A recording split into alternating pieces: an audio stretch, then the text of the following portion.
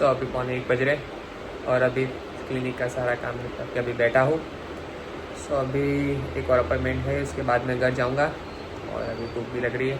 तब तक न्यूज़पेपर पढ़ लेता हूँ क्योंकि अभी न्यूज़पेपर पढ़ने का भी आज टाइम नहीं मिला था, तो अभी न्यूज़पेपर पढ़ लेता हूँ, देखता हूँ क्या है न्यूज़ में आज। सो अभी मैं घर पर आया हूँ और अभी 2:30 बज रहे और अभी देखता हूँ डिनर में क्या बनाए।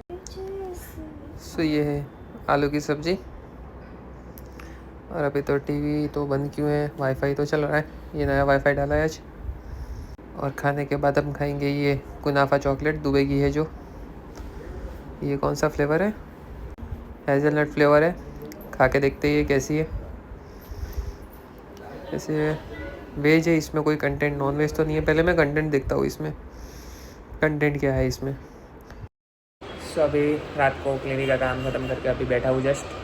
अभी बज रहे हैं 8:30 बजने को। अभी रील्स में पेंटिंग की बात चल रही थी, जो फेमस पेंटिंग है मोनालिसा की। बट उससे ज़्यादा फेमस तो मुझे एक और पेंटिंग लगती है जो हम सब बनाते हैं। अगर आपको कभी भी बोला जाए कि एक पेंटिंग बनाओ, या छोटे बच्चे या कोई भी हो, तो सबसे पहले एक ही पेंटिंग बनती है कि जो 2 ट्राइंगल शेप के पहाड़ होते हैं, उसके बीच में सूर्यदेव होते हैं और उसमें से किरणें निकली हुई, ऊपर पंछी होते हैं, बीच में से एक ऐसा आकार की नदी बहती होती है और साइड में एक झुपड़ी होती है और एक ट्रीस बना देते हैं। तो ये मेरे हिसाब से सबसे मोस्ट फेमस पेंटिंग है जो सभी पेंटर ने बनाई है अपने स्कूल में या फिर कभी भी। मैं तो पेंटिंग में बहुत बुरा हूँ, मतलब पेंटिंग बनाने। और हाँ, लेकिन अगर मैं ड्राइंग, मतलब जो स्केचेस होते हैं, जो हमारे जो मेडिकल कॉलेजेस में जो स्केचेस तो क्या बोलते हैं उसको, मतलब जो फिगर बनाने को आती थी, डायग्राम बनाने को आती थी, तो वो मैं अच्छे से बना लेता था क्योंकि वो उसमें क्या लॉजिक ऐड करना होता था। बाकी तो जो ऐसे परफेक्ट ड्राइंग जो लोग करते हैं जो स्केल से लेके, वो मेरे से नहीं हो पाती। मैं मैथ्स में तो बहुत अच्छा हूँ, मैथ्स में मेरे को हमेशा फुल आउट ऑफ फुल ही रहते थे। कभी कभी 1-2 मार्क्स का फर्क पड़ जाता था फुल में से।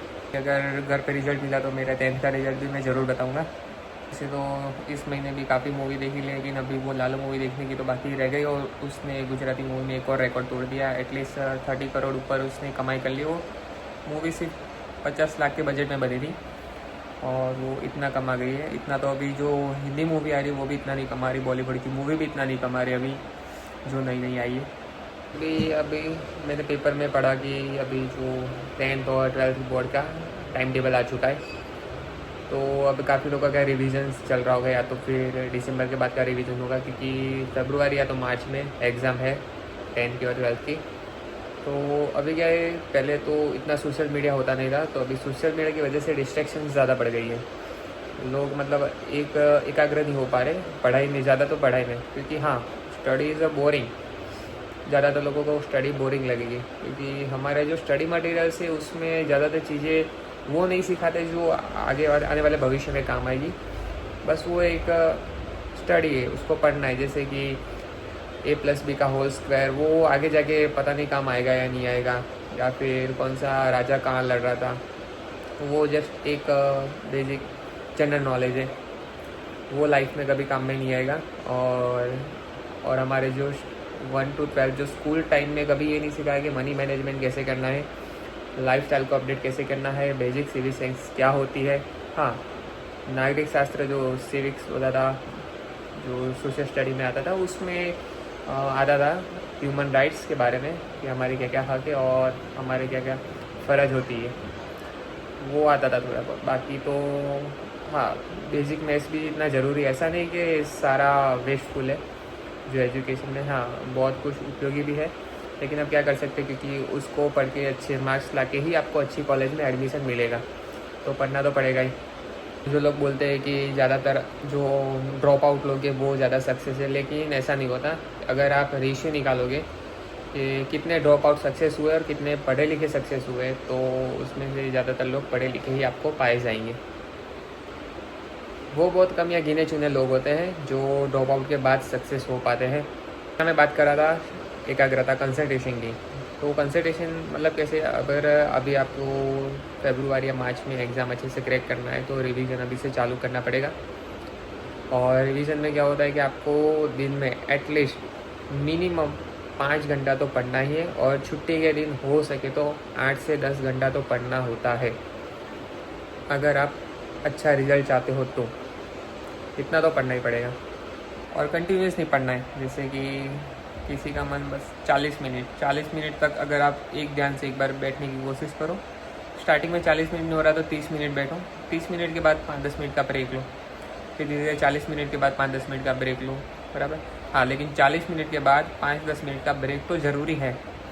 कंटिन्यूसली मतलब हाँ, किसी को फाता है तो ठीक है, कंटिन्यूस पढ़ना तो ठीक है, लेकिन किसी को नहीं कंसंट्रेट हो रहा तो फिर थोड़ा आधे घंटे या पौने घंटे बाद 5-10 मिनट का ब्रेक ले लेना चाहिए। और उस ब्रेक में सोशल मीडिया नहीं देखना चाहिए। उस ब्रेक में मतलब उठो, बैठो, पानी वानी पियो, या तो थोड़ी बहुत एक्टिविटी कर लो। मैं तो क्या करता था, मेरे पास एक टेनिस बॉल होती थी तो मैं उससे खेलता था 5-10 मिनट तक, थोड़ा माइंड डाइवर्ट हो जाता था। या तो फिर बैट लेके दीवार पे बॉल ऐसे फेंक के बैट से मैं खाली बैटिंग करता था अकेला, तो थोड़ा बहुत अच्छा लगता था। फिर वापस पढ़ने बैठ जाता था। कभी सुबह के टाइम पे क्या होता था कि सुबह के टाइम पे मूड एकदम फ्रेश होता था, तो मैं बिना कुछ खाए पिए बस जाके छत पे बैठ जाता था और कंटिन्यूस 2 या 3 घंटे तक पढ़ पाता था।